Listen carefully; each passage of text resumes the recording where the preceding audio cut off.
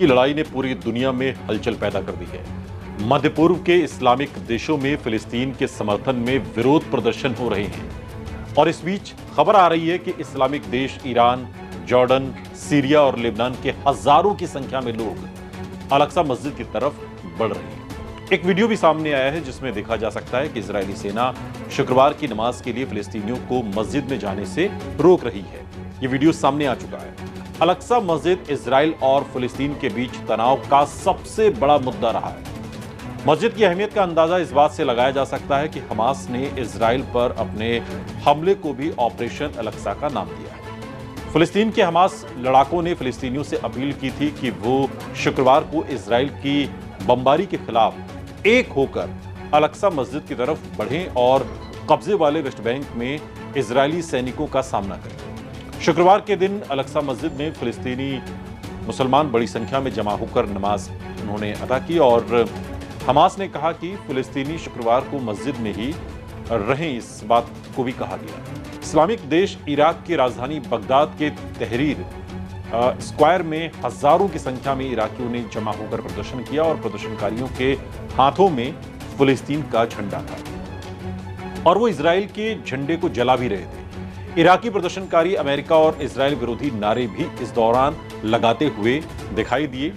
बांग्लादेश की राजधानी ढाका में भी फिलिस्तीन के समर्थन में प्रदर्शन हुए और बैतुल मुकर्रम राष्ट्रीय मस्जिद में शुक्रवार की नमाज के बाद मुस्लिम कार्यकर्ताओं ने इजराइल के विरोध में नारेबाजी की। रोम, म्यूनिख, इस्तांबुल, बेलग्रेड और बाकी शहरों में भी फिलिस्तीन के समर्थन में रैलियां बुलाई गई हैं। जॉर्डन की राजधानी अम्मान में हजारों लोग जमा होकर फिलिस्तीन के साथ अपना जो समर्थन है उसे व्यक्त कर रहे हैं। अरब देश ट्यूनीशिया की राजधानी ट्यूनिस में भी बड़े पैमाने पर इजराइल के खिलाफ विरोध प्रदर्शन हुए।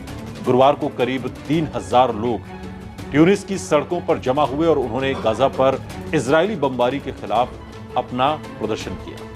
मलेशिया में भी इजराइल की बमबारी के खिलाफ प्रदर्शन देखने को मिल रहे हैं और शुक्रवार को हजारों की संख्या में लोग कुआलालंपुर की राष्ट्रीय मस्जिद और बाकी मस्जिदों में जमा हुए और उन्होंने फिलिस्तीन के साथ अपना समर्थन जताते हुए इजराइल की आलोचना की। लोग प्लेकार्ड्स और फिलिस्तीन के झंडे को लेकर गाजा पर इजराइल के हमले की निंदा कर रहे थे। 1 घंटे तक चली इस रैली में नारेबाजी भी की जा रही थी और फिलिस्तीन की आजादी के नारे भी लगाए जा रहे थे। रिपोर्ट्स की माने तो फिलिस्तीन का समर्थन करने वाले देशों के लोग फिलिस्तीन के इलाके में घुसकर इजराइल के खिलाफ लड़ना भी चाहते हैं। हमास के साथ युद्ध छिड़ने के बाद इजराइल अब फिलिस्तीनियों को अल-अक्सा मस्जिद में जाने से भी रोक रहा है। एक वीडियो सामने आया है जिसमें देखा जा सकता है कि इजरायली सेना शुक्रवार की नमाज के लिए मस्जिद में जा रहे फिलिस्तीनियों को मस्जिद में प्रवेश से रोक रही है। मस्जिद की तरफ जा रहे सैकड़ों लोगों को खदेड़ने के लिए इजरायली सेना ने आंसू गैस के गोले तक दागे।